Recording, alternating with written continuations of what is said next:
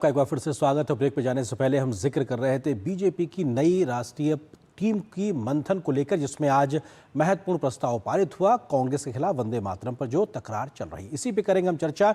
इससे जुड़ा है आज का हमारा विशेष, वंदे मातरम पर राग, कांग्रेस पर बीजेपी का वार। अपने आप में ये महत्वपूर्ण खबर, और इस खबर पे बात करने के लिए खास मेहमान इस वक्त हमारे साथ मौजूद हैं। संजीव कौशिक है, राजनीतिक विश्लेषक, कांग्रेस समर्थक है।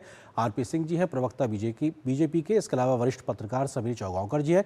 आप तीनों का बहुत बहुत स्वागत है। आरपी सिंह जी, शुरुआत आपसे, क्योंकि कांग्रेस ये कहती है कि साहब 1937 के प्रस्ताव, जो ऐतिहासिक प्रस्ताव था, उसके तहत हमने ये तय किया कि साहब हम 2 पैरा ही गाएंगे। आप प्रस्ताव पारित करते हैं कि कांग्रेस के खिलाफ आप एक तरीके से अभियान को आगे बढ़ाएंगे। वो सहज नहीं है, आप उन्हें असहज क्यों करना चाहते हैं? आरपी सिंह जी। इस तक गंगा जी और यमुना जी में बहुत पानी बह गया है। भारत ने हमारे यहाँ कानून पास करके 370-35 से लागू भी किया था, और एक पिछले दरवाजे से बिना पार्लियामेंट के भी किया था, एक पार्लियामेंट के द्वारा भी किया था, और आज 370-35 से हटा दिया गया। देश का अंदर चीजें बदलती हैं। आपने उस समय वंदे मातरम गाने पे मनाही इसलिए की, आपने काटा इसलिए, उसको टर्निकेट इसलिए किया क्योंकि आपको मुस्लिम लीग को खुश करना था, आपको एक वोट बैंक को खुश करना था, इसलिए किया। एक सेकंड दे दीजिएगा। और आज वापस से वही काम कर रहे हैं आप। और यही नहीं, सिर्फ गाने, मतलब सिर्फ 2 स्टैंजा 6 स्टैंजा का इशू नहीं है। आपने वहां पर इंदिरा भवन में वंदे मातरम के दौरान अपमान भी किया। तो ये मैं नहीं कह रहा, मनोज, इनके एक सांसद है मनोज सुमन, उसने कहा कि सोनिया गांधी जी ने हमको रोका बीच में, हम तो पूरा हमने गाया, फिर भी। तो किस प्रकार का इनके मन में किस प्रकार का सम्मान है वंदे मातरम को लेकर परिलक्षित होता है। और दूसरी बात ये, कांग्रेस है ही नहीं। ये कांग्रेस तो नई डीएनए वाली कांग्रेस है। कांग्रेस पर तो कांग्रेस के डीएनए पर तो छाप कहीं और की लगी हुई है। इनको वंदे मातरम से कुछ लेना देना नहीं है, और इनको देश की आजादी के साथ कुछ लेना देना नहीं है। इनको इस बात से लेना देना कि वंदे मातरम का गीत गाते हुए लोग फांसी का फंदा चूमकर फांसी पर चढ़ गए। लेकिन आरपी सिंह जी, वो ये कहते हैं, कांग्रेस ये कहती है कि आजादी की लड़ाई में कांग्रेस ने वंदे मातरम के दम पर आजादी हासिल की, आप उस वक्त नहीं थे, वो आप पे आरोप लगाते हैं। मैं आपको 2 एग्जांपल्स और दे देता हूं जी। भगत सिंह, राजगुरु सुखदेव कौन सी कांग्रेस पार्टी में थे, ये बता दें। क्या वो कांग्रेस में थे या नहीं थे? वो कांग्रेस में तो नहीं थे। फिर बिरसा मुंडा जी कौन सी कांग्रेस में थे? और मेरा चैलेंज स्वीकार कर रहे कांग्रेस पार्टी, पूरी कांग्रेस पार्टी में जो उस समय वाली बिहारी कांग्रेस नहीं, इसमें तो कुछ है ही नहीं, वो जो उस वाली कांग्रेस थी, उस समय भी कोई एक व्यक्ति तोप के गोले से उड़ाया गया हो देश की आजादी की लड़ाई के लिए। कांग्रेस के बनने से 18 साल पहले, 1890 में कांग्रेस बनी थी, 1872 के अंदर 66 सिखों को तोप के गोले से इसलिए उड़ाया गया कि उन्होंने विदेशी वस्तुओं का बहिष्कार किया था। जी, ये कौन सी कांग्रेस की बात कर रहे हैं? ठीक है संजीव जी, सवाल यह है कि बीजेपी आरोप लगाती है कि आप तुष्टीकरण की राजनीति की वजह से, वोट बैंक की राजनीति की वजह से आप वंदे मातरम का राष्ट्रीय गीत का अपमान कर रहे हैं, जो कि देश स्वीकार नहीं करेगा। संजीव जी। देखिए आनंद, यदि देश स्वीकार नहीं करेगा तो निश्चित तौर पर कानूनी कार्रवाई होनी चाहिए। क्या अपमान किया कांग्रेस पार्टी ने? क्या कहा कांग्रेस पार्टी ने? क्या कहता है सर्कुलर? क्या कहता है सर्कुलर? ये कहता है कि कहां कहां गाने की इजाजत है या जरूरत है, स्कूलों में, विद्यालय में, कॉलेज में, सरकारी कार्यक्रम में, या फिर अपने अपने घरों में भी हमें वंदे मातरम का 6 स्टैंजा गाना ही गाना है। हमें तो इतना भी आजादी देती है देश की संविधान की, यदि कोई गा रहा है 6 स्टैंजा, यदि हम चुपचाप खड़े हैं तो भी हम सम्मान व्यक्त कर रहे हैं। यदि कांग्रेस पार्टी अपने कार्यालय में यदि 6 स्टैंजा नहीं गा रही है या नहीं गाना चाहती है, और यदि वो देशद्रोह है, तो आरपी सिंह साहब बताएंगे कि सुबह और शाम गोला बना के खो खो खिखी जो करते हैं, उसमें नमस्ते सदावत्सले मातृभूमि के बदले जी वंदे मातरम 6 स्टैंजा गाएंगे क्या? फिर नहीं गाएंगे तो आप पूछिए उनसे, वो देशद्रोही है क्या? बात दूसरी है आनंद भाई, देश को गुमराह करने के लिए इन लोगों ने एक नया तरीका ढूंढ लिया है। आज के बच्चे सड़कों पे हैं, वो शिक्षा, परीक्षा और नौकरी के लिए बिलबिलाते हुए दिखाई दे रहे हैं।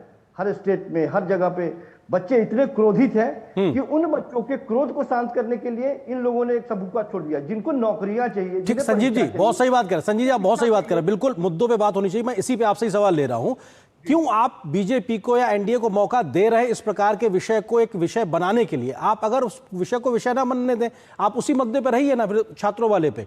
आप अगर जब मना करते हैं ना, तब फिर राजनीतिक बातचीत शुरू होती है, आरोप प्रत्यारोप शुरू होते हैं। सवाल यह, भारतीय जनता पार्टी के कार्यालय में जाकर किसी ने मना किया?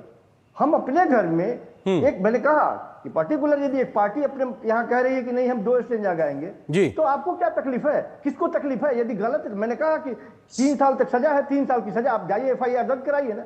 ये लोग जो बैठ करके टीवी पे बहस कर रहे हैं, सोनिया गांधी ने यदि रोक दिया, आप देखिए वो सीन, क्या रोक दिया गया था वंदे मातरम, क्या रुका था? और यदि सोनिया गांधी कह रही है कि नहीं किसी कारणों से मल्लिकार्जुन खड़गे के स्वास्थ्य के कारणों की वजह से कुर्सी के लिए बोल रही है, तो ये संविधान में भी इस बात की इजाजत है कि यदि विशेष परिस्थितियों में यदि इस तरह की नौबत है तो वहां रोक दिया जाए। यदि इनको लगता हो कि उन्होंने जानबूझ के अपमान किया, ये जाए कोर्ट में जाए। ठीक है समीर जी सवाल ये है कि क्या कांग्रेस समीर जी के पास जाने से पहले मुझसे जल्दी से, हाँ जी, हाँ आरपी सिंह जल्दी से, हाँ जी, हाँ नहीं, विरोध तो उन्होंने किया, ये मैंने नहीं कहा, ये मनोज सुमन उनके खुद का सांसद है, वो कह रहे हैं कि सोनिया गांधी जी रोकने की कोई, ये हम नहीं कह रहे, उनके सांसद कह रहे हैं, और पवन खेड़ा जी ने भी कहा, ये तो उनके लोग कह रहे हैं, हम थोड़ा कह रहे हैं। ठीक है समीर जी सवाल यह है कि जो कांग्रेस अपना पक्ष रख रही है, जो बीजेपी कह रही है कि क्या अपमान सम्मान, इस पे जो संग्राम, सियासी संग्राम दिखाई पड़ रहा है, ये बात आगे निकलती किस तलक जाती है दिखाई पड़ रही है, क्योंकि आज बीजेपी ने प्रस्ताव पारित कर दिया इस बात को लेकर।